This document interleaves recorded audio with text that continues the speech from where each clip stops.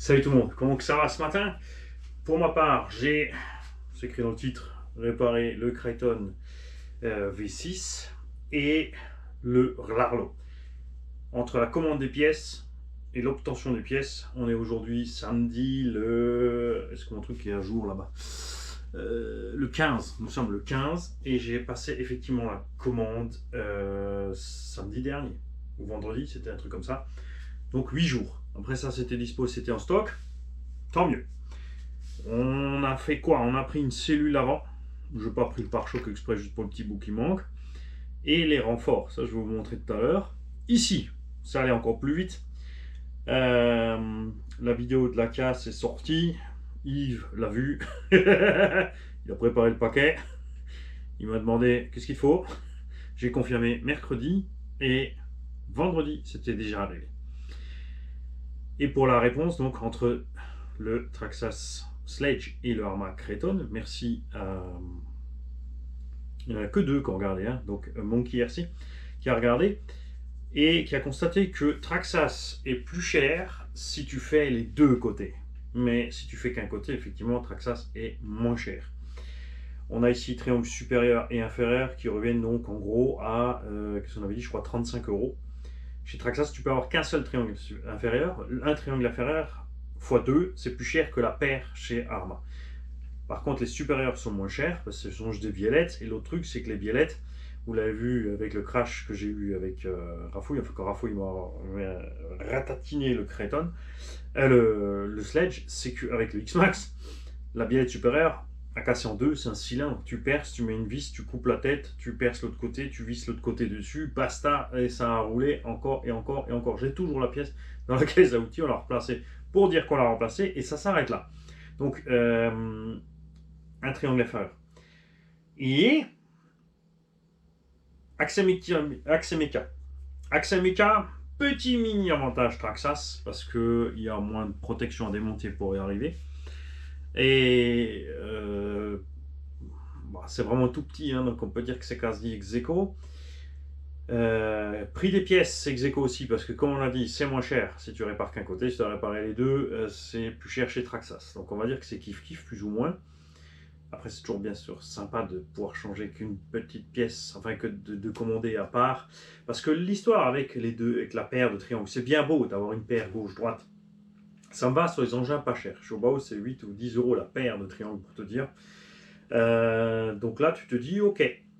Le souci, c'est que, bon, par hasard, tu vas casser l'autre côté, tu seras content. Ça arrive dans beaucoup de cas. Mais dans beaucoup d'autres cas, ça arrive aussi qu'on casse deux fois de suite le gauche. On se retrouve donc avec deux droits en stock inutilement. Et les dépenses, forcément, grimpent. L'autre chose que j'ai constaté, c'est en regardant les pièces pour le X-Max, bulkhead arrière inférieur et supérieur, en France, 38 euros. En Allemagne, 28. Là, il y a un problème. C'est 25% d'écart. C'est énorme. Bien sûr, en France, tu n'as que 6 euros de frais de port, et en Allemagne, tu en as 15. Donc si tu fais qu'une petite commande, ça ne vaut pas le coup. Sauf les shops qui restent à 6 euros pour passer la frontière, il y en a pour beaucoup. Donc ça vaut pas le coup sur une petite commande. Sur une plus grosse commande, par contre, là, clairement, le gap entre la France et l'Allemagne est en train de se creuser. Pourquoi? Parce que en Allemagne, après le Covid, ils ont redescendu les prix des marchandises. Le gouvernement a insisté là-dessus. Les boutiques d'eux-mêmes aussi, beaucoup ont fait ça. Ils ont diminué les prix pour relancer le marché. Et ça fonctionne. Et chez nous, il n'y a pas de marche arrière. Les boutiques sont coincées, ne peuvent pas descendre parce que le fournisseur leur fait un prix de fou. L'État retaxe dessus. C'est la misère. Ça, c'est vraiment, vraiment un problème à venir, honnêtement. Moi, j'habite à côté de la frontière allemande et suisse. Je vais te dire, je vais tout prendre en Suisse en Allemagne parce que hein, on paye le même prix en Suisse qu'en France, alors que les salaires suisses. Je vais t'expliquer un truc tout simple. Pour un mécanicien basique avec un diplôme qui commence en Suisse, il va toucher 3800, 4200 francs suisses. Entre son brut et son net, il n'y a que 13% contre 27% en France. Dans ces 13%, il cotise lui-même sa retraite. Tu peux prendre une assurance complémentaire, tu vas payer encore 250 € par mois. Ça peut paraître beaucoup, mais sur un salaire maintenant 1,1 entre le Suisse et le Français à 3008, c'est pas tant que ça. Et ça ne ramène toujours qu'à 15% ton brut et ton net. Impôt, tu es tout seul, tu payes la même chose en Suisse qu'en France. Je sais, puisque j'ai habité en Suisse, je ne paye pas plus cher d'impôt en Suisse que ce que je payais en France. D'accord? Évidemment, sur la somme de salaire, tu calcules en gros qu'il y a un salaire qui part aux chiottes pour l'État, mais en Suisse, tu as un 13e mois complet. Donc ton 13e mois, il part. Mais tu as 12 mois pour vivre 12 mois. En France, le même mécano, il va dans une boîte, il va toucher 1250 € jusqu'à 1005. Sauf qu'il y a 27%, 25% de son brut et son net, et que avec ce salaire-là, il va quand même payer presque un salaire d'impôt. Sauf qu'il n'a pas 13 mois. Et ça, on commence tous à en avoir à la casquette. Mais clairement, ça ne suffit pas encore, les gens ne se bougent pas encore. Et puis il y en a plein comme moi qui ne font qu'attendre que ça pète pour aller garoyer. C'était la petite parenthèse politique, juste pour vous dire que près de la frontière, on n'est pas si mal lotis, on a de la chance en ce moment. Le Rarlo X, ça c'est le 10, je crois alors, hein. Ouais, non, X12S, c'est écrit dessus, Mani X12S. Ok, X10 c'est la rallye. Le X12S, j'ai reçu donc les pièces en 8 jours, ce qui est parfaitement acceptable. C'est pas toujours le cas, des fois il n'y a pas de stock, des fois ça traîne avec la douane ou n'importe, là ça va. Donc, sur le prix payé, aucun frais supplémentaire. J'ai pris que des petites pièces, donc j'avais 5 $ ou 6 $ de frais de port. Acceptable. Je rappelle qu'au-dessus de 200 $ chez eux, les frais de port sont gratuits. Sauf, je crois que si tu prends une bagnole, là par contre, les frais de port, c'est... Si tu as un MK7, tu vas voir le prix chez eux, tu dis, ah, c'est pas trop cher, là, tu mets dans le panier, et je crois qu'il y a 130 balles de frais de port. Hein? J'ai pris le bulkhead avant et les renforts avant-arrière du Rogue One. Donc non, je ne vais absolument pas te filer les références, le Rogue One c'est celui-là. Tu vas sur le catalogue Rogue One, tu vas sur la vue éclatée et tu te trouves les renforts. D'accord? C'est super facile, de toute façon il faut que tu t'habitues à le faire. Quand tu mets les renforts, sur le Rogue c'est pas un problème, la carreau est fixée là, sur le Rogue One. Ici sur le X12, la carreau est fixée là où se fixent les renforts. Alors il faut bidouiller un peu les renforts. J'ai taillé ce qui gêne et j'ai fixé les renforts, enfin les plots de carreau sur le renfort. Ce qui fait quoi? Ce qui fait que ça me remonte un peu la carreau et ce qui en soi m'arrange. Ça me laisse à moi plus de place pour le vario. Parce que la première chose que j'ai faite, c'est dégager ça. Le vario Larlo, moi, j'aime pas du tout. Les freins automatiques encore, tu peux t'y habituer, mais vous avez vu qu'en l'air, c'est chaud. Il faut vraiment rester un tout petit peu sur les gaz pour pas que le frein prenne et il t'arrive au sol avec plus de violence. Forcément. Moi, j'aime bien en l'air lâcher mes gaz et arriver vraiment comme une crème au sol, et ça, tu ne peux pas. Alors, si tu es contre-appel pile, ouais, mais sinon, non. Et le pire de tout, c'est que quand tu freines, eh ben, lui, il ne relâche pas tout de suite. Il décide de continuer à freiner un petit peu. Donc, sur les gros freinages, il te met totalement en défaut sur l'arrière. Déjà, avec son frein auto, il te met en défaut parce que dès que le véhicule décolle, le frein auto, ben, il s'enclenche. Tu perds l'arrière méga vite, ce frein auto encore plus. Donc, RC Jam Jam est en train de voir avec eux ce qui est possible de faire. Enfin, c'est pas le seul. Globalement, pour qu'un constructeur se bouge, il faut qu'il y ait plein de mails. Donc, tous ceux qui ont des Larlo, les mecs, franchement, mailez-leur et dites-leur que vous avez des soucis avec vos varios. Que ce frein automatique et on l'avait constaté, souvenez-vous, sur la piste indice. Tu freinais, ça enclenchait d'office un freinage d'urgence. Ça freinait et après ça freinait à fond, ça bloquait le véhicule avant que tu puisses repartir. Donc très désagréable pour rouler. Alors c'est un vario de 45 ampères. Pour moi maintenant je dis poubelle, façon de parler. Si quelqu'un d'entre vous ne veut acheter qu'un roller, puisqu'il n'est pas cher le roller, le châssis à poil, de temps en temps il y a des promos en plus à 150, j'ai pour vous de dispo, si vous en avez besoin.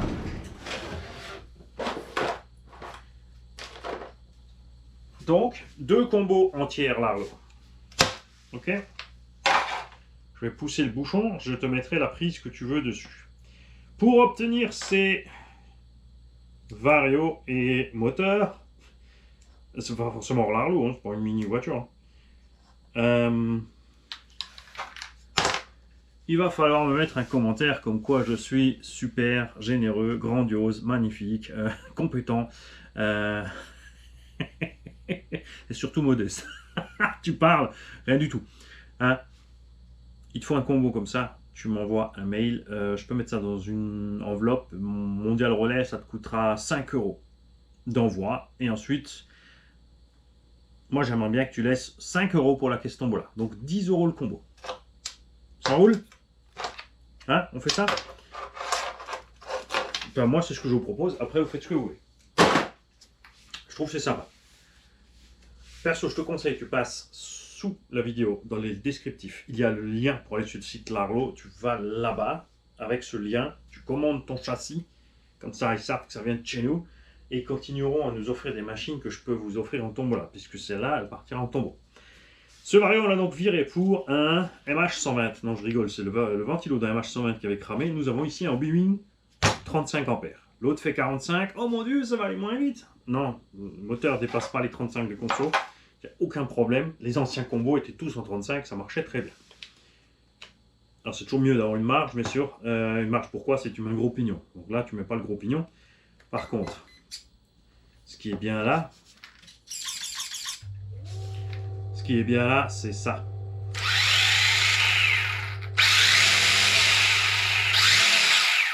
Tu freines un peu, et ensuite tu lâches, et ça continue. Tu peux tout de suite, hein? On peut y aller, et là on va pouvoir se marrer avec cet engin, parce que c'est vrai que j'étais clairement devenu un peu trop confiant avec la machine, il faisait froid, et Mani il est parti, il est roulé. Et ce frein auto et ce frein qui s'enclenche en l'air m'a mis plusieurs fois en défaut, vous l'avez vu. Alors j'aurais dû tout simplement rouler plus calmement. Je vérifie un truc là, tu vois? C'est quoi ça? Qu'est-ce que tu nous fais comme délire toi? On peut pas être copains quand même. Donc ça m'a mis plusieurs fois en défaut. C'est pas ce qui a causé l'accident. Ce qui a causé l'accident, comme dit, c'était que Mani, il était fou, Mani. Et qu'il a oublié que c'était pas un sledge. J'ai remonté les suspects aussi. Alors quand tu remontes les suspects et les biellettes avant, l'angle de train avant devient un peu bizarrement variable. Ça ne devrait pas gêner en roulant. Je l'ai fait parce que position basse, il se tenait bien. Tu as vu, ça tenait bien le pavé, mais c'était trop bas pour moi. On va y retourner comme ça. Sur la moquette, hein, on remettra bien sûr les abortos au coucher. Je rappelle qu'à la base, on avait pris pour ça, mais j'avais pas le temps d'y aller. Et maintenant, il faut vraiment que j'y aille, parce qu'on va retourner sur la moquette avec un Omni Terminator, celui-là, la X10, la X12. Non, c'est ça, la X12. Le Rogue. J'allais dire le Mugen, mais là, les gars du Samsung 38 doivent faire un arrêt cardiaque.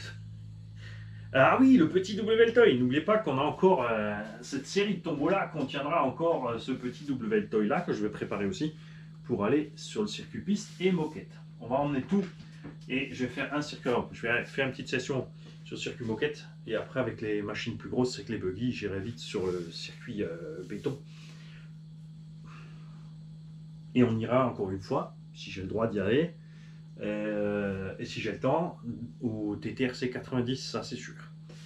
Les gars, moi je vous laisse là. Je vais rapidement switcher à l'allemand pour ces petits soucis là. Eh, stop, Armani, c'est bien, tu vas expliquer les bleus de carreau et le reste. Excusez-moi. Je m'emporte. Le support avant arrive pile poil dans le trou. Donc tu es obligé de le plier un peu vers le haut. Tu es obligé de percer la tourelle ici et de passer la vis dedans. En fait, la tension dessus, mais c'est pas grave, ça tient. À l'arrière, pareil, tu perces la tourelle, mais là, tu es bon avec la hauteur. Le plot de carreau, il faut couper tout ce qui dépasse. Bien sûr, après, il peut bouger, il tourne ici. Mais bon, sur un buggy, c'est pas très grave. Là aussi, j'ai tout coupé ce qui gêne. Et j'ai découpé le nez de la carreau pour que ça passe par-dessus. C'est pas optiquement ce qu'il y a de plus beau. D'accord? Mais au moins, maintenant, on est blindé sur la tourelle avant-arrière. Je dis blindé, on verra. Hein? Bon, là, maintenant, on n'a plus de frein auto. On n'a plus de frein de sécurité, là, à la con. Et il fait un tout peu... Enfin non, il fait pas moins froid, là il fait 1 degré, il neige. Mais bon, Maintenant, tu sais où sont les limites, Mani. Je suis blond, je vais oublier. Salut Kiki, allez, fille au boulot. Hallo Jungs, ich habe den X12S ja kaputt gefahren. Wieso? Weil es war kalt, weil ich wurde übereifrig. Und drittens war ich nicht nur übereifrig, aber auch doof, weil wir haben ja festgestellt sofort, dass das Auto eine automatische Bremse hat, was ich gar nicht mag und was in der Luft zum Verhängnis führte. Jedes Mal in der Luft, ich habe ja die Gewohnheit, spring los, lass langsam das Gas los, das Auto kommt schön runter wieder am Boden mit die Räder, die nicht mehr drehen. Wenn du das machst mit dem, kommt die automatische Bremse rein, aber zu schnell und der sackt ab. Erstmal. Zweitens, wenn du hart bremsest, dann macht er irgendwie so eine automatische Vollbremsung, bevor er wieder losfährt. Hatten wir schon auf dem Pissenauto, mag ich überhaupt gar nicht. Haben wir auch im Rock drin, dort konnte ich das ein bisschen auspendeln mit der Funke, weil die automatische Bremse, gerade am Monster Truck, ist langweilig in der Luft. Deswegen habe ich ja den Rally X10 ohne Elektronik genommen, weil mich das nervt, dass du das nicht abprogrammieren kannst. Also, ich kann nur sagen, Jungs, schreibt eine Mail in Relalo und sagt denen, sie sollen das abändern mit den Reglern, alle, die Relalo haben. Die Franzosen machen es jetzt auch, weil ich gefragt habe. Also, ich hoffe, dass so viele wie möglich es machen. Von einem ganz einfachen Grund, die machen nichts an Änderungen, wenn nicht genügend Leute darum beten. Was wir am schönsten wäre natürlich, ist, dass der Regler programmierbar würde und schlimmsten dann einfach das Ding weglassen. Gerade die Notbremse ist langweilig. Weil das Auto ja kein Center-Leaf hat, verliert es deswegen auch sehr schnell das Heck. Das ist das größte Problem. Kommt von der automatischen Bremse. Wenn die weg ist, ist es okay. Also, ich habe den Regler ausgeschossen und ein Quick Run 35 Ampere reingemacht, einen alten, der noch da lag. Geht super. Ich habe auch beim Vorderzellersetzen, die meisten haben den Heck kaputt gefahren, die Verstrebung vom Rock Monster Truck montiert, vorne und hinten. Shock Tower hier gebohrt. Das Teil kommt ein bisschen tiefer, genau natürlich ins Loch, wo man nicht will. Also ein bisschen raufbiegen, wärmen und reinschrauben. Das war's. Hinten passt. Ist auch natürlich ein kleiner Loch in die Shock Tower machen. Achtung, ist ziemlich dünn, aber ist ausreichend. Es druckt ja dagegen. Danach musst du die Body Post abändern, alles abzwacken, was stört. Und ich habe dann an der Nase von der Karo ein Stück abgemacht, damit es schön drauf passt, sonst ist es im Weg.